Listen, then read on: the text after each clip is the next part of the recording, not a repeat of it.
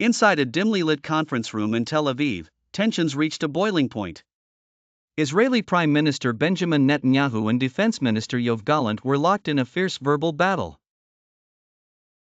According to sources, this meeting was nothing short of an unprecedented shouting match, one that laid bare the deep strategic disagreements and personal animosities within the Israeli government.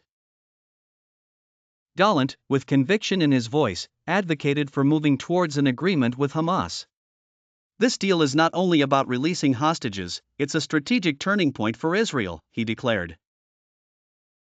He painted a future where working towards an agreement could reduce regional tensions with Iran and Hezbollah, allowing Israeli forces to regroup and re-strategize.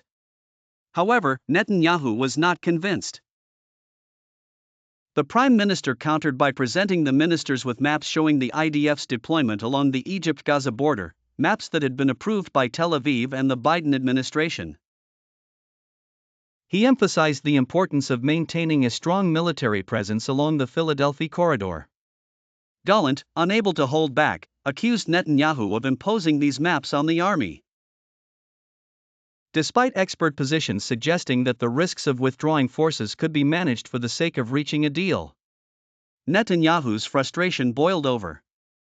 He slammed his hand on the table, accusing Gallant of lying. "I will present these maps for a vote in the cabinet right now," Netanyahu announced in a fury. Gallant, unfazed, retorted sharply, "As Prime Minister, you are authorized to put any decision you want to a vote, including executing the hostages."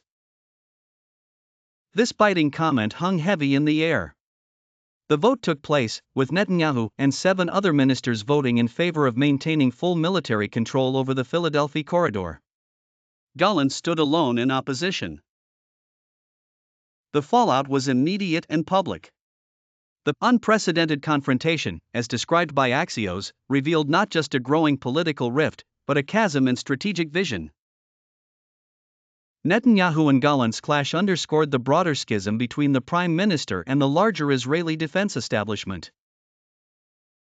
The incident also complicated efforts by the Biden administration to mediate an agreement, showcasing the deep divisions that could hinder Israel's strategy in Gaza nearly a year after the tumultuous events of October 7.